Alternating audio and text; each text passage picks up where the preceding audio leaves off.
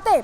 चलिए आपको बताते हैं कि कैसे दरकिनार किया गया है। चलिए जानकारी आपके सामने जल्दी से रख देते हैं। दरअसल आपको बताएं कि उत्तर प्रदेश में 9 सीटों पर उपचुनाव होना है और उपचुनावों को लेकर चर्चा होनी थी कि आखिर प्रत्याशी कौन होगा। सीट शेयरिंग को लेकर अखिलेश यादव ने बिना चर्चा हुए ही सीधे ऐलान कर दिया, बिना बात किए।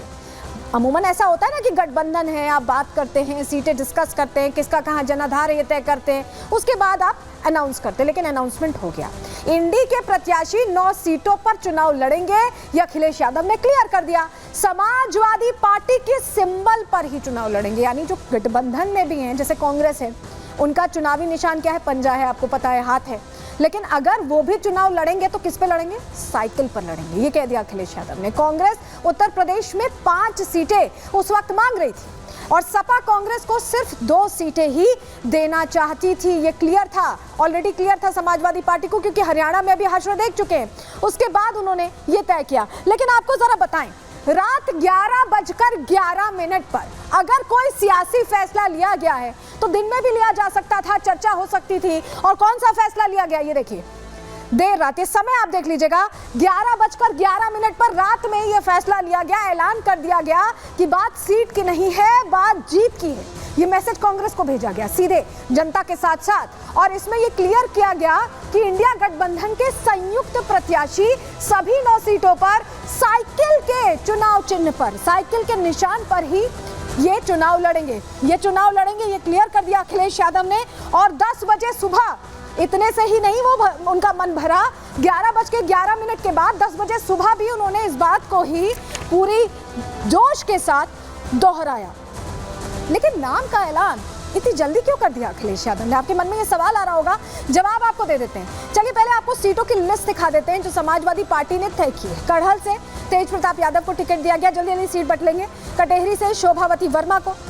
इसके अलावा आपको बताएं सीसामऊ से नसीम सोलंकी को टिकट दिया गया है। और अब जो सीट आपको बताने वाले, फूलपुर, इस सीट पर थोड़ा आपको बताएं कि मुस्तफा सिद्दीकी को जो उतारा गया है, ये वही सीट है जिसको लेकर एक रस्साकशी कांग्रेस में चल रही थी, क्योंकि फूलपुर सीट प्रयागराज के बिल्कुल करीब है और यहाँ पर एक तरह से विशेष वर्ग की ज़्यादा एक तरह से वोट बैंक है। तो ये कोशिश थी कांग्रेस की कि ये सीट मिल जाए और समाजवादी पार्टी भी यही चाहती थी और यही वजह कि मुस्तफा सिद्दीकी को यहाँ से उतारा गया। और फूलपुर के लिए जब जोर आजमाइश होने लगी तो अखिलेश यादव ने समझा दिया कि इस सीट पर अगर कैंडिडेट वापस लिया तो जनाधार खिसक जाएगा और कांग्रेस पार्टी के लिए भी गलत नैरेटिव सेट होगा और ऐसे में कैंडिडेट वापस नहीं लिया जा सकता। ये समझदारी, ये रणनीति अपनाते हुए अखिलेश यादव ने इस सीट पर यहाँ मुस्तफा सिद्दीकी को उतारा है। मझवा सीट की भी ज्योति बिंद आपको उम्मीदवार बता रहे हैं। इसके अलावा कुंदरकी की भी उम्मीदवार के बारे में बता दें, हाजी रिजवान को यहाँ पर चुनावी मैदान में उतारा गया। लेकिन अब आपको बताते हैं, सपा ने ये जो खेल खेला है, जो सपा ने खेल खेला है, उसके आगे कांग्रेस निरुत्तर हो गई। फूलपुर तो हाथ से गया ही और अब लग रहा है कि सिर्फ साइकिल के ही चुनाव चिन्ह पर, निशान पर चुनाव लड़ना पड़ेगा। लेकिन आपको बताएं कि देखिए क्यों हम ऐसा कह रहे हैं।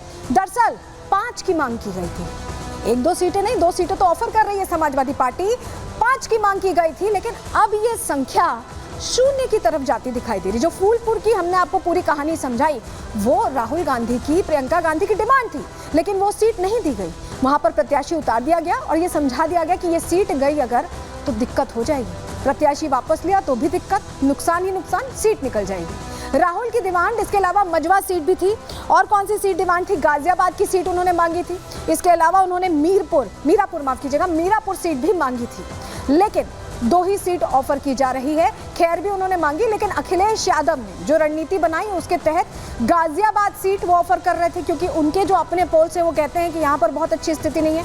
खैर भी वो ऑफर कर रहे थे, लेकिन अखिलेश यादव को ये पता है कि इन सीटों पर जीत नहीं होनी है, लगभग जो आंकड़े उनके पास आए, और राहुल गांधी को वो ऑफर कर रहे थे। अब राहुल गांधी समझ नहीं पा रहे हैं कि आखिर करें क्या। लेकिन अखिलेश यादव ये कदम क्यों उठा रहे हैं, क्यों वो बार बार इस तरह से गच्चा दे रहे हैं राहुल गांधी को, इस पर अंदर की जानकारी क्या है? चलिए जल्दी से आपके सामने वो तस्वीर हम साफ कर देते हैं, क्योंकि अखिलेश यादव बहुत सोच समझ के काम कर रहे हैं। अखिलेश यादव ने क्या कहा है, सबसे पहले देखिए, उन्होंने कहा है कि सपा के सिंबल पर चुनाव होगा, यानी अगर कांग्रेस का प्रत्याशी है तो वो हाथ पर वोट नहीं कराएगा, साइकिल पर वोट कराएगा। तो इसका मतलब क्या हुआ, सभी प्रत्याशी तो समाजवादी पार्टी के हो गए, गठबंधन जैसा कुछ दिखाई नहीं दे रहा है, तो गांठ पड़ती दिखाई दे रही है। क्यों ऐसा कहा? एमपी चुनावों का जिक्र आपको कर देते हैं। कमलनाथ, वो वरिष्ठ चेहरा जिसकी मदद से मध्य प्रदेश में चुनाव लड़ा गया और कुछ हासिल नहीं हुआ, उन्होंने जब अखिलेश यादव ने मध्य प्रदेश में सीट मांगी थी तो क्या कहा था? छोड़ो अखिलेश अखिलेश, बयान आया था बकायदा। जी हाँ, बयान आया था, अखिलेश को याद है। दूसरा बयान दीपेंद्र हुड्डा की तरफ से आया। हरियाणा चुनाव तो अभी बीते हैं। कांग्रेस इतनी ओवर कॉन्फिडेंट थी, उसे लग रहा था कि यहाँ तो ऐसा रिवाज रहता है, अल्टरनेट सरकार बनती है, हमारी बनेगी इस बार। लेकिन क्या हुआ? हैट्रिक किसी ने सोचा नहीं था भारतीय जनता पार्टी बना लेगी, लेकिन यहाँ पर दीपेंद्र हुड्डा ने कहा कि हरियाणा में सपा का जनाधार ही नहीं है। और यही वजह है कि ये भी अखिलेश यादव को याद था और अखिलेश यादव ने ये बोला कि आप जो सोच रहे हैं उससे बढ़ गई है समाजवादी पार्टी, और अब उत्तर प्रदेश में समाजवादी पार्टी बड़े भाई की तरह रहेगी। क्लियर संदेश यहां दे दिया गया है राहुल गांधी को, यानी अब राहुल गांधी को सपा की शर्तें माननी पड़ेंगी। रिपोर्ट देखिए।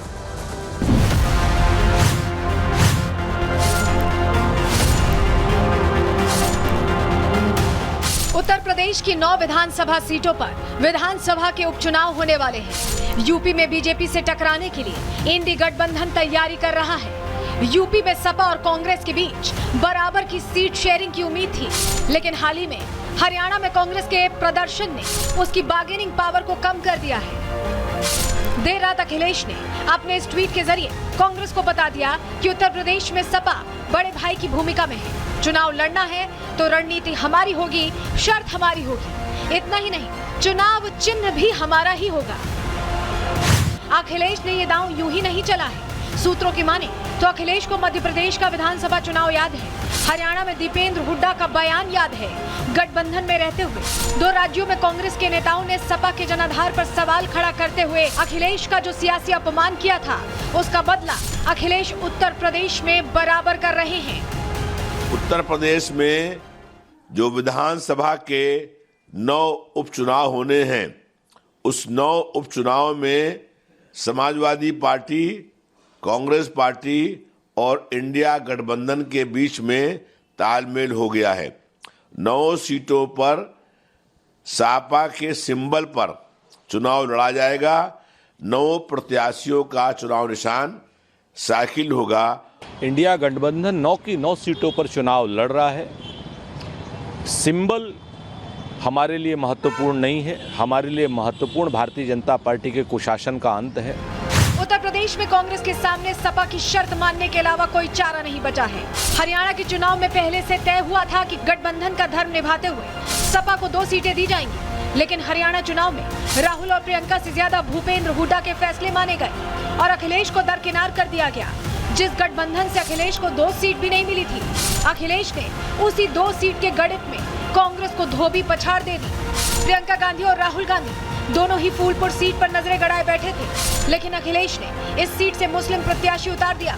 गठबंधन का धर्म निभाते हुए अगर प्रत्याशी का नाम वापस लेते तो एमवाई फैक्टर को नुकसान पहुंचता और अखिलेश अपने इस वोट बैंक से समझौता करने को बिल्कुल भी राजी नहीं है। यही वजह है कि अखिलेश ने फूलपुर के बदले कांग्रेस को गाजियाबाद सीट ऑफर कर दी। गाजियाबाद बीजेपी का गढ़ माना जाता है और यहाँ से किसी दूसरी पार्टी का जीतना नामुमकिन सा है। ऐसे में अखिलेश ने पूरी बाजी ही पलट कर रख दी है।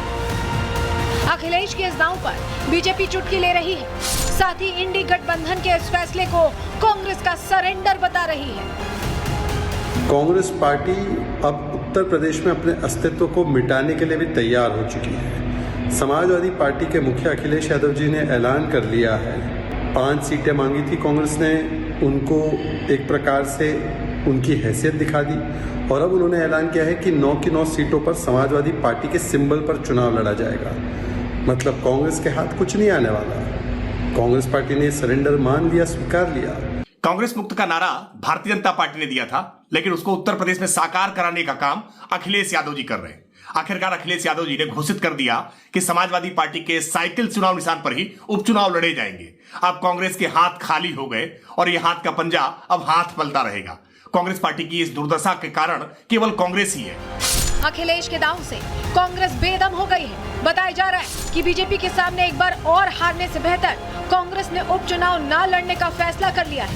ऐसे में देखना यह होगा कि बची हुई 2 सीटों पर किन प्रत्याशियों को उतारा जाता है। Bureau report, Republic Bharat.